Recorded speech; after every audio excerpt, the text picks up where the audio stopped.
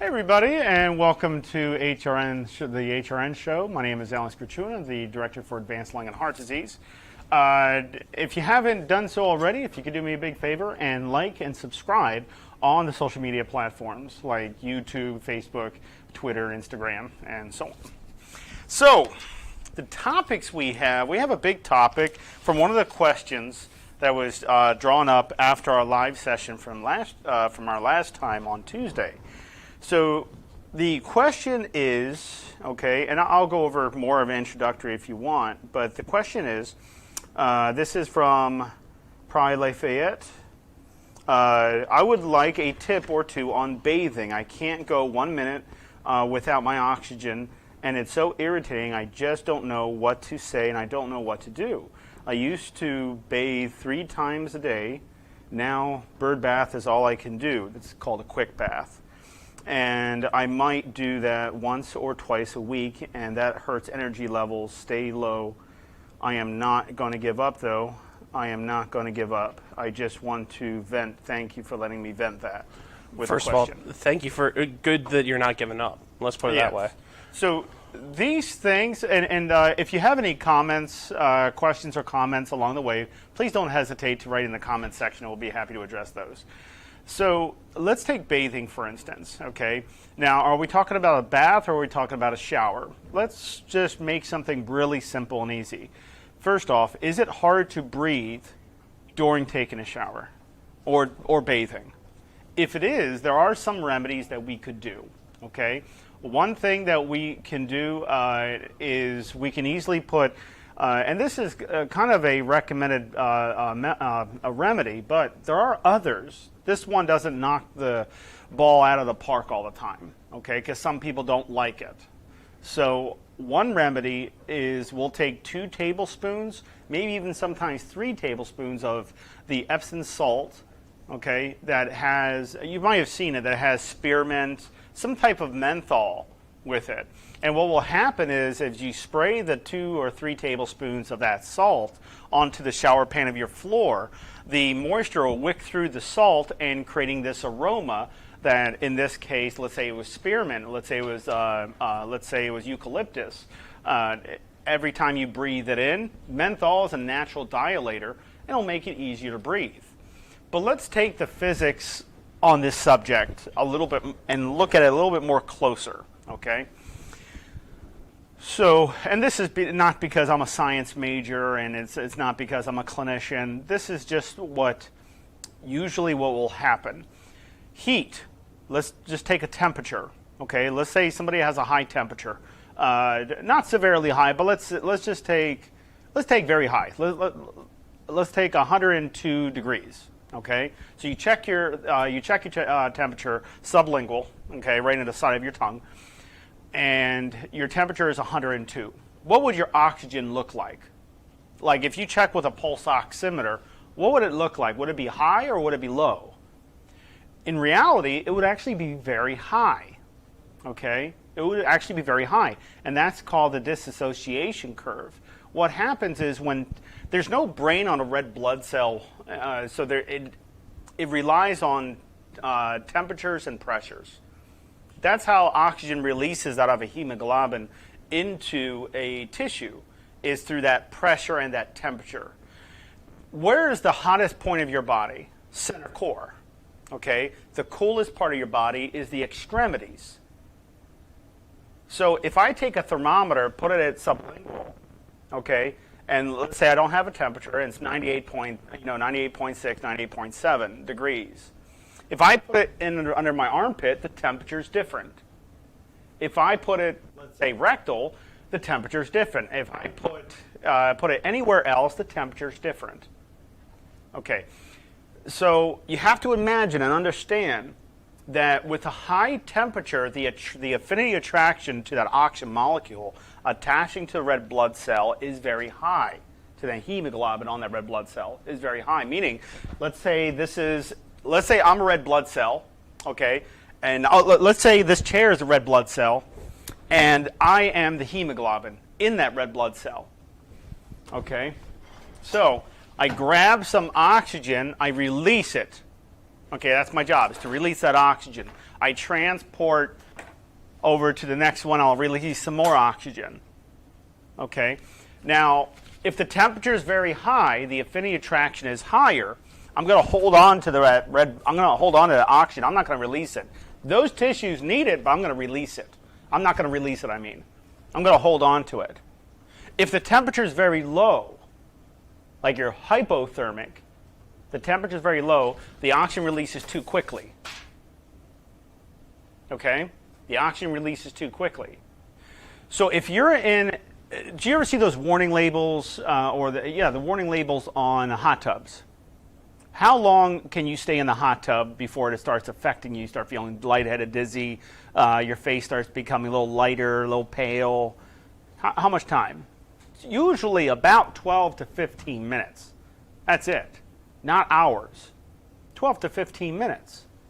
Let's take the same type of temperature and add it to a shower or a bath. Now, why do we feel lightheaded and dizzy? Just like we would if we have a high temperature. Because the oxygen is staying very high in your blood and the blood is not releasing that oxygen into the tissues.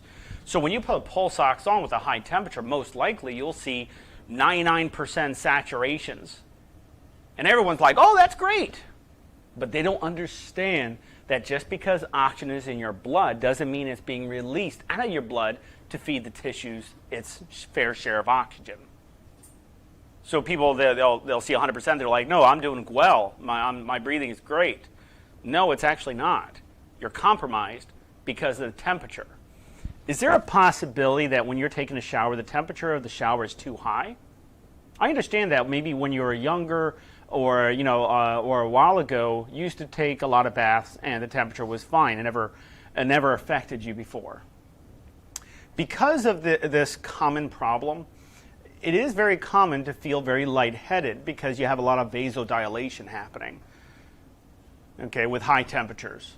When you're in a low temperature, let's say you're taking an ice bath, the capillaries get smaller, okay? Just like anything, if I freeze up this pen, it's not a great example, but let's say the metal of the pen. Let's say I freeze up this, the metal of the pen will shrink, while heat will make it expand. Same thing inside your body. It's not looked any way different. So you have vasodilation with higher temperature, making it harder to breathe. Because why? Because it's not the oxygen that causes out of breath, it's the CO2 that causes out of breath.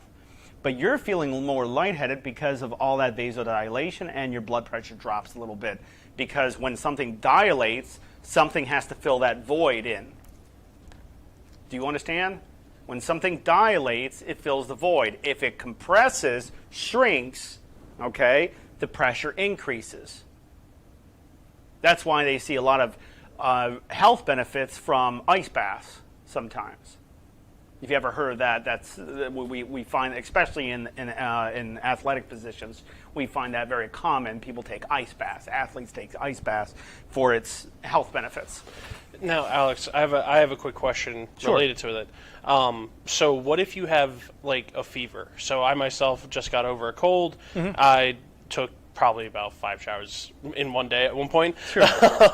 That's very common. Yeah, because I had a fever. Now, does the same thing apply? Because I know that's a common remedy to help with a fever. Well, yes.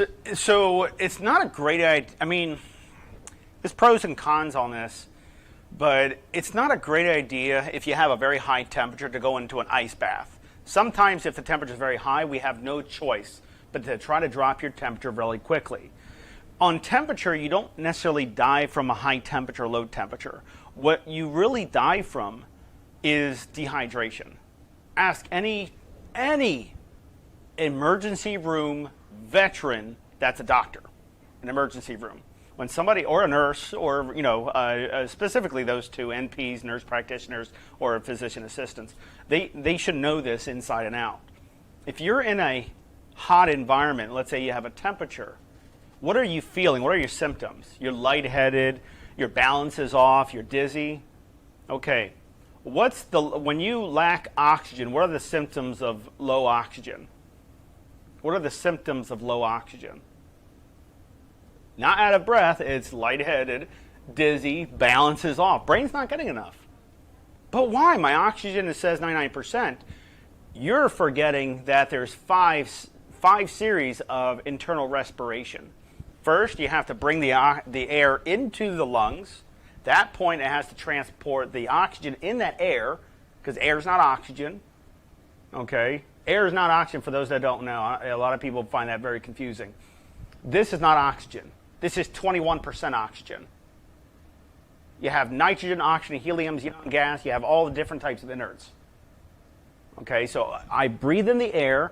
The oxygen from the air makes it to my blood past the semi-impermeable membrane, the alveolar capillary membrane. That's action one.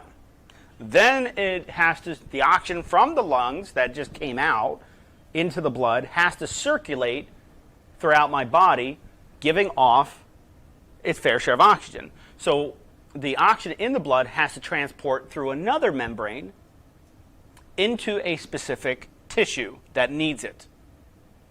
At that point, lactic acid builds up. CO2 is then produced, because that's the byproduct. When you breathe in oxygen, you're getting rid of CO2. So the CO2 is produced, put in back into your blood, and then that has to circulate, make it up to the heart, make it up to the lungs, and it has to pass through that membrane again, the CO2. It has to transport past that membrane again for you to what? Exhale it out. It's a lot different from just breathing air when you look at it that way. So when you're feeling lightheaded and dizzy, what's the first thing any doctor, any clinician should tell you? Rest. Sit down and rest, because if you're dizzy and lightheaded, chances of you falling are very high, and you can injure yourself from that, right? So when we look at high temperatures, one of the easier way is when somebody's having a hard time with showering and bathing, is first off, use some of the remedies and see if they help. But also, what's causing the problem? Are you feeling too dizzy, lightheaded? A lot of times, and I do mean a lot of times, people don't hydrate enough. And they take showers that are very high in temperature, and their volume drops in their blood because of all that dilation, vasodilation, is happening, causing a lower blood pressure. Okay, so what will happen if the blood pressure gets lower? Oxygen has a hard time transporting past those membranes because there's not enough pressure. Do you understand why it's hard to take a shower? Anybody. It doesn't have to be necessarily just one specific person. But anybody should completely understand, if you're in a shower or in a bath and it's very hot and you stay in there very long, chances are you feeling dizzy is very high. It's just probably what is going to happen because of the vasodilation.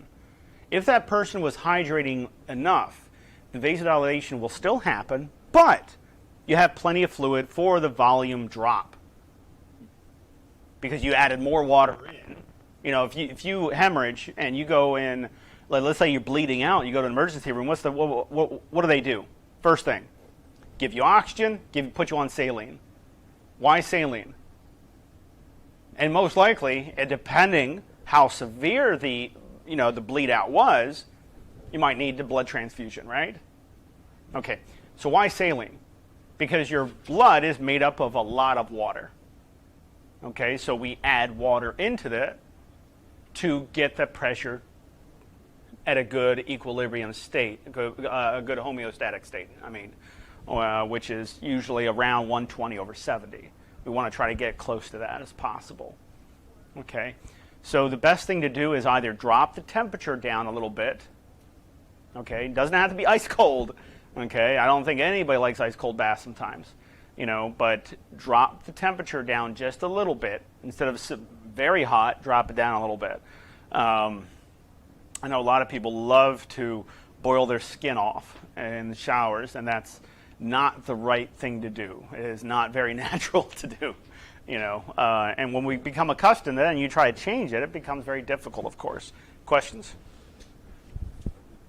Or comments? We actually have comments. Love it. So we have a comment from Catherine saying, that's very interesting.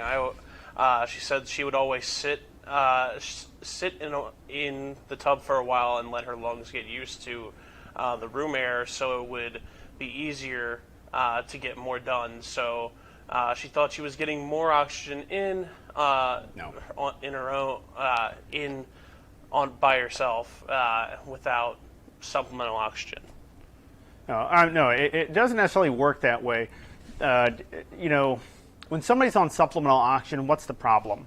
It could be a series of problems. It could be an infection. It could be the lungs aren't bringing in enough oxygen into the blood, keeping the oxygen levels low. Okay, but we also want to look at what? Maybe the person's not breathing in deep enough. Then there's a volume problem. Maybe the heart's compromised. There's your need for oxygen, supplemental oxygen because of that. Nothing to do with the lungs. Okay, but in pulmonary rehab, you should be weaning off of oxygen. Are they doing that with you, or you're not in pulmonary rehab? I don't know. That's what I'm asking. Catherine just joined our program about 2 weeks ago. Oh, 2 weeks ago. Okay. Yeah. All right. So yes. So it's. I wish it was a lot quicker, but fortunately, but unfortunately, it's. It is what it is. Building the lungs back up to a better functional level is not a quick magic process. It takes a little time. That's why there's 3 months of therapy. 3 months of therapy. And a lot of times it's sometimes extended because the person still needs a little bit more help, but they're almost there at their goals. So just work out the program and ask questions. It's a great thing to ask questions in the program. Ask questions. Okay. So, Alex, I have a question regarding continuing. As far as some tips, I know Mel has mentioned you can wear your nasal cannula in the in the shower as well. Do you have any other quick tips before we jump off the subject? Well, you have menthols. Okay, I'm talking about like the salt baths, menthols. I'm not talking about anything else. Just the salt baths. Those have been found to help out quite a bit. Also, it's not a bad idea. It's just not a bad idea to also make sure you have water with you. Just drink some water along the ways. I know you're in a shower, you can easily just open up your mouth and just get some water in there, but a cool glass of water will actually help the internal,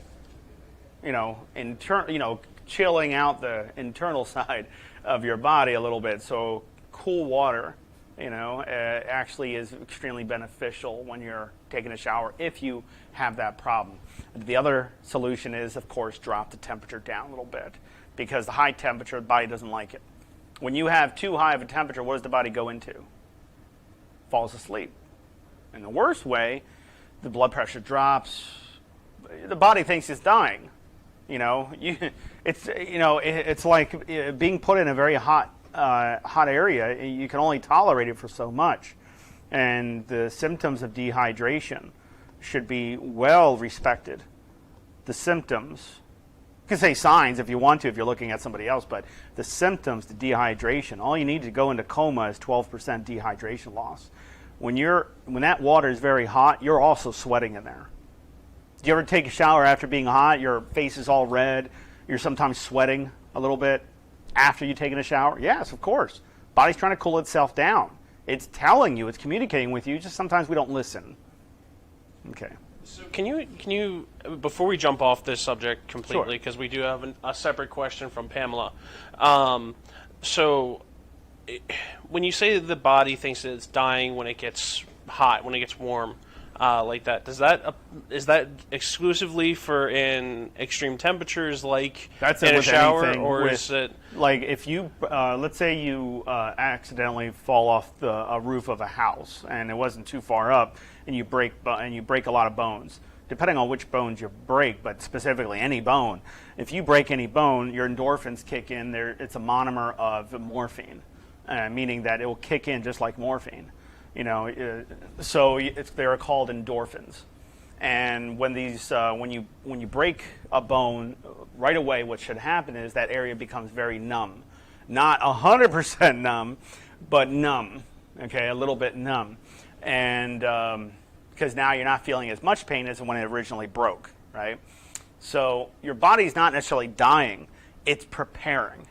Because it doesn't know the external environment. It doesn't know that, you fell. it might think that that there's something else going to drop on top of you, maybe a boulder or something. It doesn't know. It's preparing. When you put too much morphine into somebody, what happens? Person passes away. Do you understand what I'm getting at? So when the pain threshold reaches an all-time high, or you're scared beyond your wits, like let's say you're going skydiving, and a lot of people, and I do mean a lot of people, when they go skydiving for the first time in their life, they paralyze. Their body completely seizes up and paralyzes. Once and this is, you can read upon this on these facts. They're not really on a medical journal per se, but it's more like end of life. When somebody's getting closer to the surface that they know they're going to impact, most of the time they'll pass out before they reach that, because the body doesn't want to suffer. It doesn't like suffering. It doesn't like pain. Okay, so when somebody is, depending if it's too hot someplace, because if it's too hot, the body can only take so much. If it's too cold, the body only can take so much. That's why it has to be at a good, if it's very cold, we wear jackets, right? Mm-hmm. So the body wants to stay at a good temperature. If it's too high, your body will know, right? And it reacts to that. Lightheaded, dizzy, balance is off, might be passing out, sweating profusely, then going to non-sweating to being very, very sleepy, respiratory rates dropping, and of course we go into a coma. But thank you for explaining that, Alex. That was diving into that further, because I had misunderstood you at first, and I appreciate the not a problem at all. Explanation not a problem there. I had to do a lot of research on these things when I because I was curious about temperatures, and I was curious about other things, and I wouldn't say I'm 100% most proficient expert in it, but I know my stuff when it comes to it, though. Mm-hmm. I can get by, a little bit more than that, but I can get by. Anyways, I would hope so. If you're the CEO of Home Rehab Network, you can get by a little more than get by. Yeah. No, I'm kidding. So let's see here. So we actually have a new face in here that I haven't seen. Abdul from YouTube. Hi, Abdul. Sounds familiar. But welcome. I haven't seen the name before, so maybe you have. I have. You've been doing this longer than I have. So he asks, are lung scars curable? No. And can you give some breathing exercises? Yes. So scarring of the lungs will stay there, just like any scar on your body. If you cut yourself, you have a scar, it's going to stay there, right? But it doesn't necessarily mean problems unless you keep it that way. What I'm trying to say is, easy way of saying this is, on a chest x-ray, we have a lot of patients that have a lot of scarring. After their pulmonary function test and after doing rehabilitation, they have a huge increase in lung functions, but the scarring is still visible on the chest x-ray, which kind of discourages people, but they don't understand that your lung functions are good. Your compliance with your lungs are good. It's just scarring left over. Okay? So to make a lung more compliant, you have to either stretch it out, kind of stretching out a therapy band or something, and you stretch it out, doing lung stretches or respiratory muscle training. Respiratory muscle training would be very high in favor because of the muscle requirements to open up those lungs that might be very stiff because of all that scarring. So you can do something with a delta V, where you place the delta V, set it to a starting setting of a 4 or 5, breathing in. Now you notice when I breathe into my max, I don't go straight to exhale. A lot of people do that. You don't ever do that. What you want to do is keep encouraging a deeper breath, even though it feels like you've tapped out. So when I breathe in,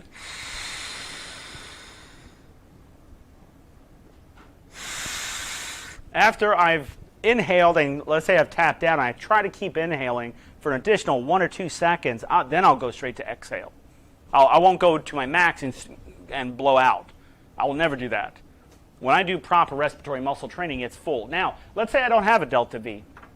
You can use coffee straws, the little stirrers that you just to stir coffee up with. I'm not talking about the sticks. I'm talking about the straws. There's a little small straw with two holes in it, or the one hole in it. Not going to get too far with the sticks. yeah, you won't get too far with the sticks besides the splinter, maybe. But Um, yeah, but if you grab 3 or 4 of them, it might cost you a cup of coffee. But if you grab 3 or 4 of them, you place it in your mouth and you do the same thing. Just keep your lips nice and sealed, because if you open up your lips, you might accidentally drag one of the straws and inhale it, even though it'll be kind of tough because how long it is. But it could still happen. So you just want to hold on to it and just breathe in as deep as you can, just like with a Delta V. You would breathe in. I know it looks like I'm doing something else, but I promise you. But anyways, I got to add that in. That's funny. Come on. Oh my gosh. Breathing in. No, because as soon as I do this, it looks like something else. No, it doesn't. That's making me laugh. You breathe in as deep as you can and you try to inhale. And if you feel that 4 straws is too easy to breathe in and out through, it's not giving you a lot of resistance, take one of the straws away and breathe in through 3 straws instead of 4. You can also purse your lips on your inhale and exhale to simulate a respiratory muscle trainer that adds resistance by simply doing this. Not just breathing in. That's not adding resistance. There's barely any resistance if my mouth is wide open. Purse your lips like you're about to kiss or whistle or something. So you would breathe in.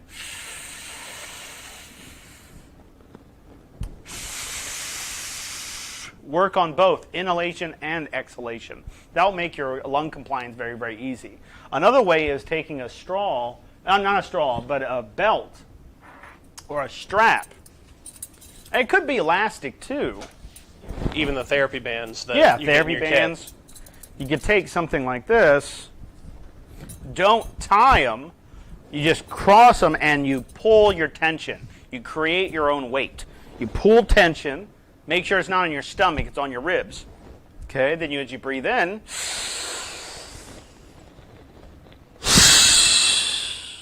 the respiratory, the muscle strength is relying on the resistance that you're providing it through the belt. Do you understand what I'm saying? So when I breathe in, I show people in third world countries this. This actually helps them quite a bit. So they breathe in.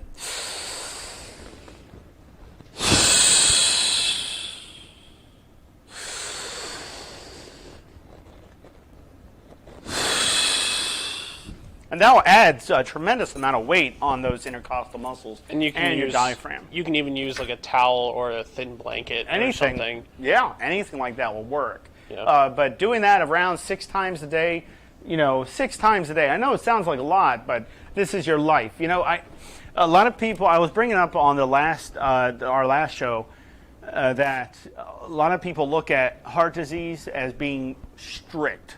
Like if you have a myocardial infarction, get into rehab right away because you're a ticking time bomb. You don't understand that if you were dunked into water and there was a glass top or something pushing you down, drowning you, and you couldn't resurface because that glass top on there won't allow you to breathe air, you would take a heart attack any day of the week because you don't want that feeling of drowning. Heart attacks are quick. So what I'm trying to say is that some people in here are drowning, right? The words that are being described is them drowning, and you're basically demonstrating you're basically talking about the water of there's a saying. It's a Jack Nicholson said it in '92. Man. There was a saying. He's like, oh, yes, you're describing the water. He's like, I'm drowning here, but you're describing the water. Basically, same situation in a sense. It's a different analogy for that. But if you're drowning and you're wanting to catch your breath, you want to get just one last drop of air, you would do anything for that. Versus a heart attack, you would take a heart attack any day of the week. Because the heart attack's quick. But you're here drowning. And you're describing the water of you drowning. It's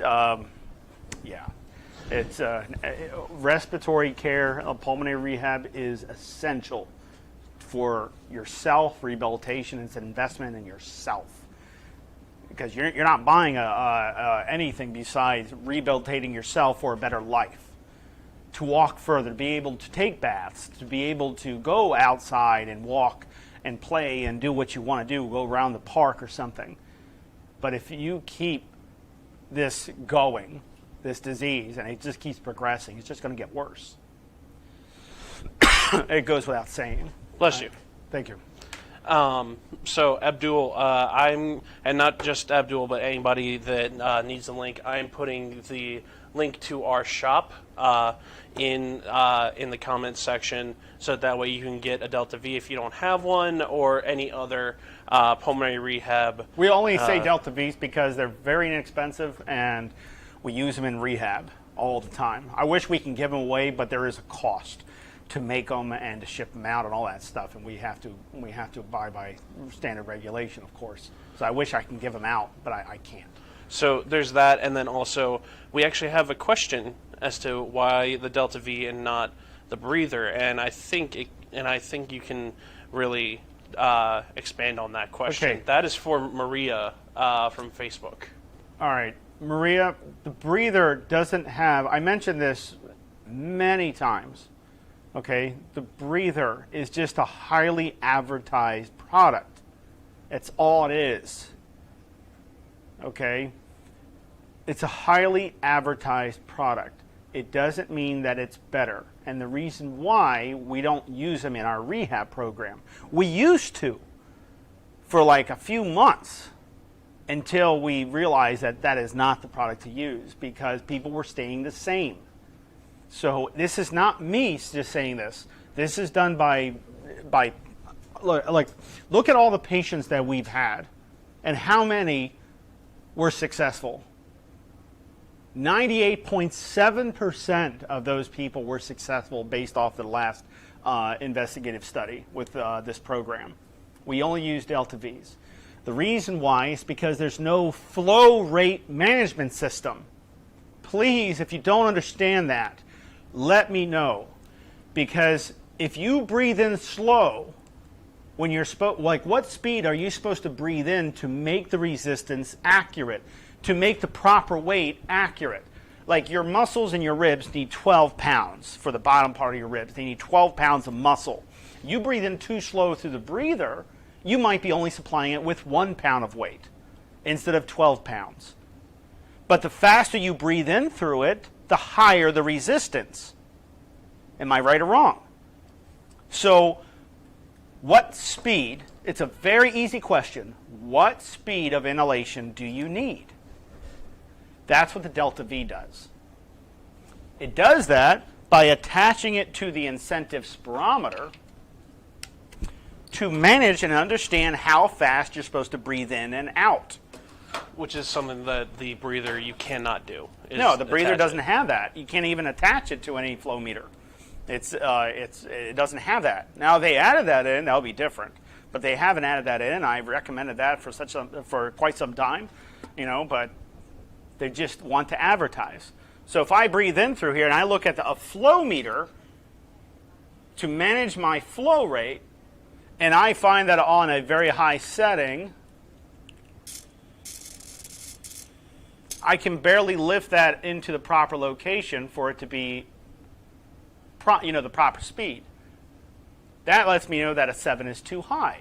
If I have this down and I breathe in through it, I can bring the flow meter ball all the way to the top. That means now I know that setting is too light. I need the right weight, not a lesser weight because it's easier. I need a higher weight to work on the muscles needing 12 pounds, if not sometimes more, depending on the scarring. Okay? I hope I made that very clear. Yeah, I think you definitely did. And I think I bring it up so many times, and everyone keeps bringing up the same question, but it's not complicated to understand. Okay? You have to understand, why are all these hospital systems buying Delta Vs? Why do they use Delta Vs for their patients? Why do we only use Delta Vs? Because there's a flow rate management system. We want to make sure that when you're doing your exercise and respiratory muscle training, that the speed of how fast you inhale is correct. It's not complicated. If you can't lift 20 pounds, you don't start with 20 pounds. You start with half the weight. If you can't lift 10 pounds, then start half of that weight, and it's 5 pounds. But let's say you lift, but you're lifting a weight and you accidentally lifted a 1 pound weight. It will be too easy. And you're not going to build more muscle up because of that 1 pound weight when you can easily lift 10, 15, 20 pounds. You don't start with a lightweight. Yeah, I mean, you can start with a lightweight, but you don't stick with a lightweight because it's not going to improve your muscle mass. There's no bodybuilders, I don't want to say it like that, but there's no bodybuilders that stick with a half a pound weight or 1 pound weight. They use a weight that they can do many times, and most likely it's not 1 pound. Okay, because they're trying to build a muscle up. All right, you're trying to build muscle up in those ribs and that diaphragm. You're trying to make them stronger. You can't do that with a half a pound weight. You can't do so. The speed of how fast you inhale has to be met. It's a requirement. Thank you. Of course. For answering that. I think the biggest point is the flow rate. The flow rate is important. It's so important. If you add in a flow rate to a breather, it'd be great. But it just doesn't come with it. It doesn't have anything to objectively review it and see it. You have no system there. So that's why Delta V's are the top ones. I'm not saying that. That's literally big time hospital systems. They're seeing it. They're like, okay, well, obviously that's a good one. Because we can manage a flow rate system. It's cheap. It's very inexpensive, but it's a very wide used device. So Catherine says that she's been doing that. So words. Catherine says she's done 2 of her exercise sessions today. She has 4 more to go. Good deal. With the Delta V, and that she has her resistance on a 5. She says she has it set on a 5, but she thinks that she could do a 6. Now, as far as moving up the numbers on the Delta V, what should she wait until she gets the okay from her RT? Yes. Wait until you get the okay from your RT to increase the weight. Once the weight system, like on the Delta V, is met but it feels easy, then you can increase the weight, but definitely consult with your RT just to make sure that it's being done correctly, of course. And there's something else I want to bring up. A lot of people feel that if they increase their lung functions all the way up back to normal, they should never be out of breath ever again. Okay. Let's take somebody with high anxiety. Okay. Does anybody know on here, which I'm sure there has to be somebody that have watched me more often than none, but how much does the brain consume every time you breathe? Does anybody know? 30%. Of your oxygen. It consumes 30% of your oxygen. What happens if you have an anxiety attack? It consumes more. So if somebody's trying to walk and they're anxious and they're walking, but first they start out with 60 feet max on their walk, where they can only walk 60 feet before they have to sit down and rest. And now they're up to, let's say, 600 feet, okay, before the person has to rest. But the person is still feeling very winded. Not a disease. But your anxiety might make it feel like it's more than what it is. Your anxiety. I have people like that. I have patients like that, where if I have somebody walking and they can talk, they can say more than 3 words, and technically, by American Heart Association standards, by the standard of the American Association of Cardiovascular Pulmonary Rehabilitation, that's the AACVPR.org. Just go to their website. Okay, they'll give you a lot of good tips on there, a lot of great tips. But on their standard, if somebody can talk, they can walk. That's just the way it is. If they can sing and walk, that means they're not working hard enough. But you also have to understand that even though you can talk and you can walk, but you feel that your work of breathing is too high, then it very high chance might be your anxiety creating the higher level because your brain's overworked. You're overworking your brain with your exercise, and your muscles need, your legs and your body needs that oxygen, but you're supplying it to your brain more than ever because the brains need to consume a lot more than 30%. Like right now, my body's consuming oxygen. If I move, it consumes more. That's just the way it is.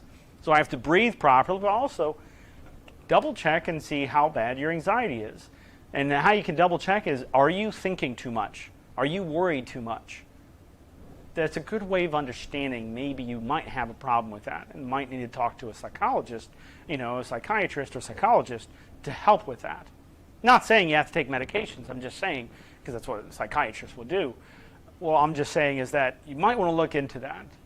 It might be your anxiety causing that high, frightening feeling, and then your body's overreacting with it. And you walking on top of that is going to drop your oxygen even more because your body's and your brain, your brain's just consuming a heck of a lot, just as much as you going upstairs. So you want to look at that a little more closely. Thank you, Alex. Yes, of course. As far as, so Pamela, we're going to go back to your question. I didn't forget about you, so don't worry. Thank you, Kendra. Sorry, go ahead. So, Pamela is asking, when my heart rate goes up, why does my oxygen level go down?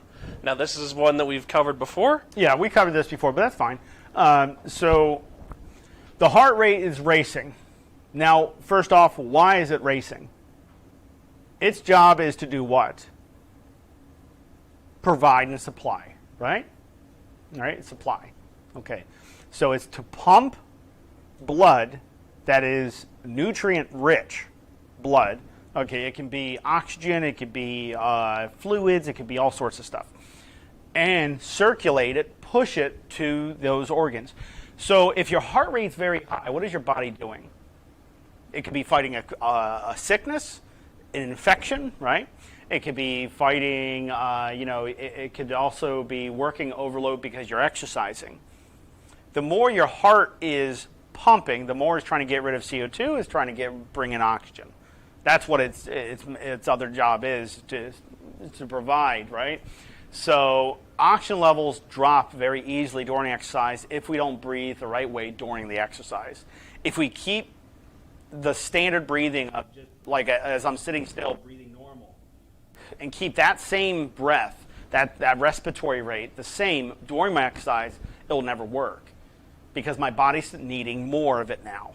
Because I'm working out. Right? I'm doing more now. So when supply and demand is not met, the body reacts differently. Of course, your oxygen levels drop down. But if your heart rate goes up high, your oxygen is going low. It's because you're not breathing more frequent enough. You're not supplying it with enough. Okay? That's all that means. The easiest way to understand it is that way. Thank you, Alex. Yes, of course. So, if anybody else has any more questions, we have some time left. Please put them in the comment section, and we'll be happy to answer them. Alex, before we move on to our next topic, would you want to tell us a little bit about My New Lungs? Yeah, so My New Lungs, there's a lot of people utilizing it, which is really great. When you're signing up for the Platinum one, you are getting a respiratory therapist like 15 minutes out of the week. For follow-ups, to making sure you're doing it right, asking questions, stuff like that. Sometimes it can be a little bit longer, but usually it's about 15 minutes. Okay. So with My New Lungs, we're seeing a lot of tremendous, outcomes out of it. But utilizing it the best you can. If you sign up for the Platinum, make sure you schedule with me. Just make sure you're scheduling with me. Okay, with an RT like me. Okay, so you're scheduling an appointment to see me once a week, because that's what I'm here for. Okay, that's my job. I'm a respiratory therapist. I do a lot, but my job is to help you through it, and I do that very, very well. So, if you sign up for that, make sure you have your established appointment with me. And how you establish an appointment? How do you establish it? Simple, very simple. Okay, all you have to do is either two things. Email me through My New Lungs, okay, admin@mynewlungs.com, or call me up. Call up this office at 410-871-4601 and schedule an appointment to see me. Okay, but once I have that established, I'll have your phone, we'll trade contact information, and then you can call me up on my own cell phone and stuff like that. Okay, or another RT if they're doing it. Clinician. Thank you, Alex. Of course. So you have orientation today, correct? Yes, orientation is at 2:00. Double check on the times, just making sure. All you have to do is just call in if you're trying to go in for orientation. Orientation is very important. Please do not skip out on it because we hold your place in line.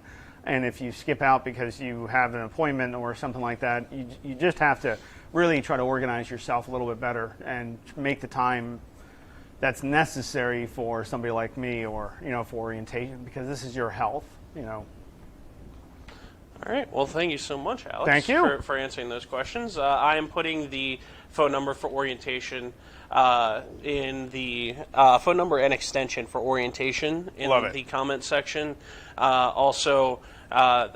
It also just has the phone number for our office in general if anybody has any problems or has any questions that they would like answered. So there you go.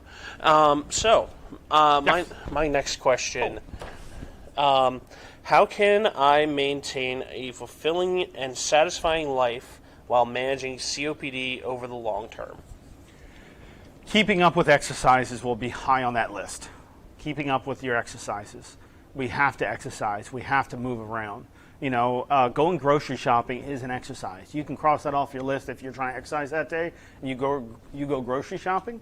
Yeah, as long as you're not having an electric wheelchair push you around and you're getting up, walking, lifting weights, lifting groceries into the basket, into your shopping cart, that's weightlifting.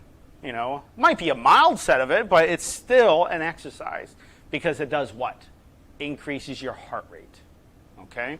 And if it increases your heart rate by more than 10 beats above its baseline, so if you're at 80 beats per minute average with your heart and it goes up to at least 90 beats per minute, good starting point, good place to work out. So longevity of exercise is very important. You always want to try to get to at least 30 minutes of exercise per day. You want to try to get to that. Of course. Do you have any other tips or anything like that? No. Stay hydrated, stay well, and just be, my heart and sympathy goes out to all those people over in Israel and all that stuff going on. It's amazing what's happening nowadays, but it's sad. It's very, very, very sad. So everyone, I know, Pamela, Catherine, I know you're saying that you're having trouble getting on the Mind Your Lungs page. That's because currently Jordan is doing maintenance on it. Yeah, we have to do an update on it. Yeah. So bear with us. He is working on that. Jordan is our new IT specialist here at Home Rehab Network. So welcome, Jordan. You should have waited until later, but it's okay. It's we had to get it done, so we had to get it done. Yeah. So. So don't worry, you'll be able to get onto it soon. We'll have to, we'll put a notice out on Facebook and all the other social medias, just letting everyone know that it's back up. Yep. Running. So, thank you so much for that. Also, let's see here. There was a thank you on here, and I'm just trying to find it. So sorry about that, Alex. No, it's all right. I just wanted to. Oh, Pamela, you didn't need to get nervous. You didn't. There's nothing wrong. You didn't do anything. No, you didn't do anything wrong. No, they're just going through an update. Yeah, it's just maintenance. It's to help fix some things on there, but just like computers need a little help getting updates and getting healthy again. Especially websites. Especially websites, yeah. They become more and more trickier, I feel, but just a little bit, a little more complicated. Yeah, especially with all the success we're having. Yeah, I was watching a video with Dr. Shaw, and they had this the old-fashioned Microsoft, Apple computers that were all square, had a little small 3.5 floppy disk. You're talking about the Macintosh 1 or something. Yeah, it was something like that, and I was like, "Oh my gosh, I remember those. Those are so complex and so awesome." And now look at the computers now; they're just ridiculous. Did it have the see-through backing on it? I don't think so. This was like when they first came out, and Apple came out with their first computer. It was pretty. Could you imagine trying to run a business or? Oh my gosh, I'm sure it's just. That in a handbasket. It's just, So before we sign off, if anybody has any further questions, we just want to remind everybody to like, share, subscribe to all of our social media platforms, and to also just check us out on